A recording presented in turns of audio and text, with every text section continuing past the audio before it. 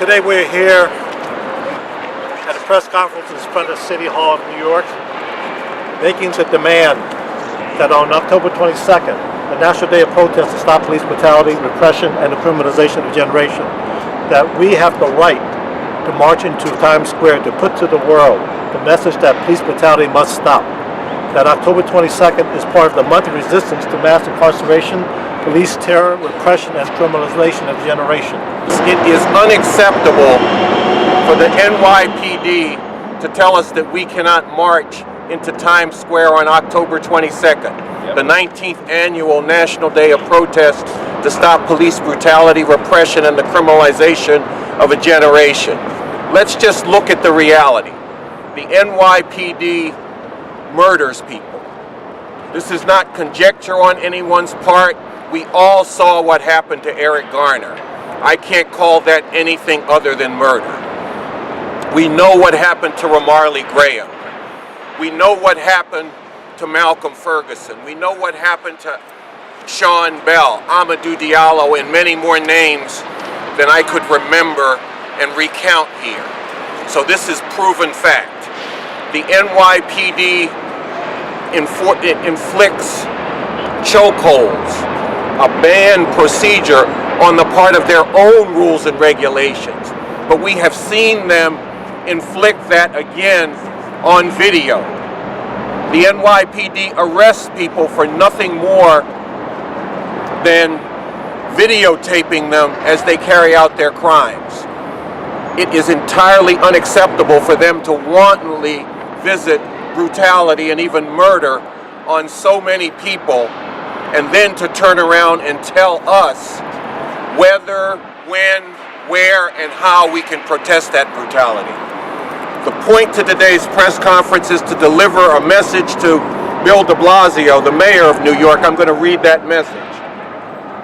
The NYPD must not be allowed to prevent the march on October 22nd from proceeding into Times Square to deliver its message that police brutality in New York and around the country must stop. Given that the NYPD has killed Eric Garner, Ramarley Graham, Mohammed Ba, Sean Bell, Anthony Rosario, Anthony Baez, and many more, and no matter how outrageous the circumstances, has almost never been punished for these crimes. The NYPD has administered chokeholds on many, many people. The NYPD has arrested people who have done nothing other than videotape police as they harassed and brutalized people. The NYPD has beaten people in Sunset Park neighborhood in Brooklyn, including throwing a pregnant woman to the ground and endangering her pregnancy. Guards at Rikers Island have brutally beaten people and have caused the deaths of inmates through their actions and inaction. And even when their criminal activity has been caught on tape, they haven't been punished for these crimes. The application of Bratton's broken windows approach to policing has meant that people accused of minor crimes and even actions that are not criminal at all have ended up imprisoned, brutalized, and even sometimes dead. Operation Crew Cuts has become the new stop and frisk, criminalizing Black and Latino youth and subjecting many to being warehoused at Rikers Island for nothing more than being youth of color. This policy has resulted in raids in housing projects and mass arrests of young people for doing things like making posts on Facebook and doing rap songs. For all these reasons and more, it is necessary that we march on October 22nd and raise our voices in protest of police brutality, repression, and the criminalization of a generation. We must take this message into Times Square, where it will reach the eyes of the world. The NYPD has no right and should not have the authority to prevent this. So that is the message that we were going to deliver to Bill de Blasio today, and it has actually already been delivered to him. I put it into his hand as he was out here in the good weather, I guess, doing an outdoor meeting, and his response was, "I'll go to work on this right away." And I want to say to Mr. de Blasio and everybody else that we will not accept glad handing and then palming this off. We will pursue this question. You will hear from us again. down to the wire on Wednesday, because the NYPD must not be allowed to prevent the message of October 22nd from reaching the eyes of the world through us marching into Times Square. Thank you. That's police brutality will also join us. Three. I'm sorry. You were here for this one. We're calling out for all the parents that have children who's been murdered to come out on October 22nd so our voices can be heard. And how our voices can be heard? By giving us the permission to rally on October 22nd. We've done it for years. Why are they holding back now? And we need all the parents, because this is not just one parent or two or three. This is about all the parents, all the stolen lives. We are going to 42nd Times Square. We did not ask to be in this position. We are now going to say we're tired of hearing other mothers have to go through what we have gone through. The fact that they are denying us the right, we live here in New York. How dare they deny us the right to walk the streets where we live, where we pay taxes. It's bad enough our children are murdered out here in these streets. And for somebody to say, no, you can't come on this block, how dare you? And we the parents against police brutality and the mothers cry for justice say no more. We're going to do what we need to do to get the attention that our loved ones deserve, being that they're not here to be with us. We're going to speak for them. Thank you. My name is Dana Chavis, and I lost my son at the age of 19 in October of 2004 to NYPD. I'm also a member of the community that resisted the reappointment of Commissioner Bratt, who is the commissioner over a police department who is currently denying us the right to protest to Times Square. Carl Dix just stated all the reasons why we need to have this march. They're valid reasons, and I don't think anybody in the city can deny it. I think that since the mayor has ran on a campaign of trying to deal with the issue of police brutality, and then on top of that disregarded the will of the people who did not want the commissioner reappointed, and has sat quietly and silently and co-signed on the failure to act of the commissioner in the midst of the murder of Eric Gardner and the subsequent murders that happened afterwards. The least that he could do is let the people have their right to protest, to scream out and shout about the murders of the people being committed. You can't have your cake and eat it too. If you're going to play deaf, dumb, and blind concerning the murders of the people, the least that you could do is allow them the right to protest against it. To me, this issue is a lot simpler than even needing, in my opinion, to have to fight for ourselves. In a world, in a country that used to pride itself on democracy, and we look at what the voting rate turnouts are, when we look at our people, and they say we can't tell the difference between Democrats and Republicans. People don't want to vote anymore. People don't want to turn out to things anymore. People don't have faith in our government anymore. When people want to rally, when people want to participate in the structures of democracy, they want to have a discourse, and our city council here says no? That's crazy. I mean, and this is beyond just, I mean, yes, it's about police brutality for us, but this is also about political repression. What happened in Occupy Wall Street? What happened in Zuccotti Park?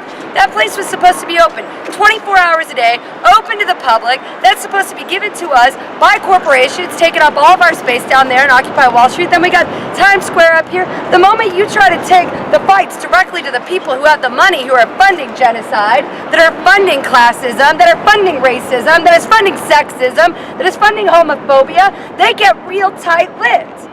Who do these people work for? Times Square? For Wall Street? Who do they work for? You go, girl. This is for us. Anybody who wants to get together, anybody who has the last fighting shred to be able to stand up and say, my voice matters, and you want to shut that down? I don't care what it is for at this point. Just fighting for your right to have a voice at this point has become such a hardship. This is out of place in democracy. We have got to give people spaces to have voices in our democracy. And people are saying the only way you can do that is in the streets. So that's where we'll do it. Hello, my name is Brian Jones. I'm running for Lieutenant Governor of the state of New York with the Green Party. And basically our case is this, that what's happening right now is that black life is cheap in America. We live in a state. Here, New York is supposed to be one of the most liberal, progressive states, and yet right here, a man can be choked to death on camera, and nothing can be done. Basically, people can be killed with impunity. So, and just like this is basically this is deeply connected to what we all know is happening, which is displacement and gentrification, scrubbing the city of the unwanted, undesirables, poor and struggling people with the wrong complexions. And so this is bound up with real estate. This is bound up with profit. This is bound up with making New York City a playground for the rich and getting rid of working and poor people. And you know what? For people on the receiving end of this process, this is a health crisis. This is a pandemic worse than Ebola. And like the Ebola crisis, the structures that are supposed to be in place to protect people are incapable of doing anything about the crisis. Here, the district attorneys work so closely with the police that they are incapable of prosecuting. And the judges. And that's why we have a situation where murderers can run through the streets killing people and nothing can be done. They can kill in New York with impunity, and that's why what we're calling for is independent prosecution. If there's never any independent prosecution of the police, there's never going to be any real prosecution of the police. I believe that we have the right to free speech, and we have to sound an alarm here that's not going to be sounded on their own. We can't rely on them to sound the alarm about this health crisis, the crisis of police murder. So we're going to go to Times Square, and I think we should be there protesting with a permit or without, because our lives are at stake. Code Pink definitely stands in solidarity with mothers that are standing up against police brutality, with the Stop Mass Incarceration Network, and all communities that have been criminalized, marginalized, victimized, and brutalized. What we have is larger than just a police brutality problem. It's actually a human rights crisis, and we need to recognize that. And denying these people the opportunity to assemble and request a redress of their grievances is a civil rights crisis, and we need to be standing in solidarity with that. And we stand here and we demand that they be allowed that right. And again, I want to echo what the gentleman just said, that we call for doing this whether the permit is allowed or not, but the city should listen to the people that are here standing and calling for their representatives to raise their voices up and demand that this permit is given. By hook or by crook, we will be marching on October 22nd. For these 261 faces, names that have been listed on this flyer, these 261 people we stand with and say, Times Square will be there for you. These are 261 people where not one of them on this flyer has a cop paid for the murder that they did. Wow. And the fact that this city feels that these cops are untouchable, we the people say we had enough. We coming out, we taking the streets on October 22nd. Rain, snow, whatever. We stand with the 261 people. Right now, Wednesday's march. Wednesday's march, we do have permits for Union Square as of this morning. Okay, we have a permit that we will have in hand hopefully by tomorrow to march on the street from Union Square to 42nd Street. What's at stake here is that we demand a right, and it's a right to step into Times Square itself and to circle the NYPD substation there and have a rally. Because this message must go out to the world. Okay, so we do have permits, but what's in contention is they want to marginalize our message, and they will not allow us to go beyond 42nd Street. Carl, it's a question for you. I saw you speaking with Mayor de Blasio a half hour ago. Could you tell us what you told him, what he said to you, and what the next move is? The purpose of this press conference was to deliver the letter that I read here to Bill de Blasio. Turns out he was standing out here right before the press conference, so I walked up to him, I gave him the letter, and I told him that this letter was a demand that people protesting police brutality be allowed to march into Times Square. That his police department was right now denying us this right, and we feel they've got no right to do that, and we have every right to march into Times Square with our message that police brutality must stop. He responded, "This is important, I will look into it right away." I said, "This is Wednesday that we're talking about, and we need to hear back from you immediately." And he repeated that he would go to work on it right away. Then I told him, and we're going to do a press conference, and I'm going to talk to the press about this demand. This ain't a thing between you and me. This is a thing about humanity needing us to do this, and the people of New York City having a right to know that that we're being denied our ability to march into Times Square, and what we're doing about it and what you're doing about it. And then he nodded, said he would get on it right away, and walked in. So what's our next move now? Next move, do you want to announce it, Juanita? Okay, the mothers and parents against police brutality are going to Gracie Mansion tomorrow at 3 o'clock. And we're going to stand there and let him see what New York has done to us. And we're going to say, we came to your door. Now, we want to respond. We're coming out, as many as we can, to go to Gracie Mansion, to not ask him, but tell him, we're going to march to Times Square tomorrow. Either he allow us, or he will suffer the consequences, because we're not going to stop. They don't care about what they do to us mothers and us family members taking our loved ones. We tired. And look what happened in Ferguson. I mean, come on, we don't need a Ferguson here, you will lose. The people will outnumber these cops. We go into Gracie Mansion, and we're going to do what needs to be done. The mayor can accept it. He got a wife. He got a child. Come on, what are you going to do, Mayor? Is there a way that you can weigh in on this directly with the city, or to mobilize the many people who vote green to call City Hall and the police department? What sort of things do you think that you and the Green Party might do between now and Wednesday, that as you were talking so eloquently about, they give us the permit, they give the people the permit? We're here and available for whatever October 22nd wants people to do. If you want people to make phone calls, then let's make phone calls. Issue press releases, let's do that. But we absolutely stand by your right to protest and want to help in whatever way we can, and that's why we came here. I think we absolutely agree that this has reached epidemic proportions, and that this constitutes what Michelle Alexander calls a new Jim Crow. We can't use this, there's no language strong enough to express what's happening, what's falling on people, and so we're with it. Whatever it is, whatever it takes to get justice ultimately for these families, and the tiny measure of justice that we might call a permit to express the injustice. I mean, give me a break. So whatever you want to see people do, let's put out a call for phone calls, for phone banking, whatever it is, and we'll certainly help spread it. Is it possible to have a Green Party contingent on October 22nd? Certainly, we're expecting to have our people come out. Oh, right. Okay. For a nationwide sweep on what's happening, where people are acting on October 22nd, they can go to the website october22.org. At this point, there are 40-some cities that are planning actions on October 22nd. That list will grow because the call went out from Ferguson October for everybody to do something, and people are planning activities and don't know who to send the information to. So we're scrambling to catch up to it. People can also go to the website stopmassincarceration.net, and they can find videos of Juanita Young, of Iris Baez, Nicholas Hayward, Oscar Grant's uncle, and other material urging people to act on October 22nd.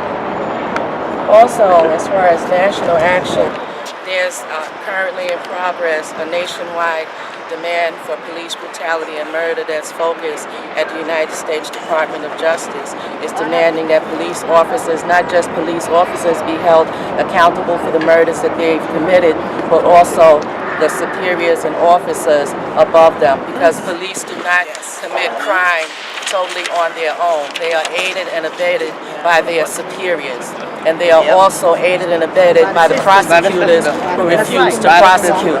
Black and poor people across the United States are habitually arrested when accused of a crime, and even when accused of the crime, they are incarcerated and made to cop a plea. If they do not cop a plea, they are held in jail because they cannot afford bail. And the prosecutor tries to coerce them into pleading guilty. Okay, so we have prosecutors that will hold simply accused people locked up in prison, but when it comes to a police officer, when we see on video that they've committed the murder, they have a hesitancy in prosecuting them. We've seen in Eric Garner's case, and we've seen in Michael Brown's case, clear evidence that a murder has been committed. And in both cases, both prosecutors refused to bring charges against the officers responsible. They ducked their responsibilities and threw it all on top of a grand jury to decide. Let's get to the truth of the matter. The reason that they do not want us to march in Times Square is because the decision of the grand jury in regards to Eric Garner is imminent. And they are afraid that if they have thousands of people in Times Square protesting their carte blanche murders and that verdict comes back not guilty, all hell is going to break loose in New York. So if the mayor wants to play games, he can play games. But he was here, he received a complaint, and he knows what we're looking for, and he knows the date of this march. If he's going to act, he needs to do so immediately. All right. Immediately. And don't leave it up to, I told NYPD that you can march. You didn't get the memo? None of that. You make sure that we can march because people are here ready to march anyway. And you've been told in advance. And it's your responsibility as the mayor of this city. And the people want to know who's in charge, you or NYPD.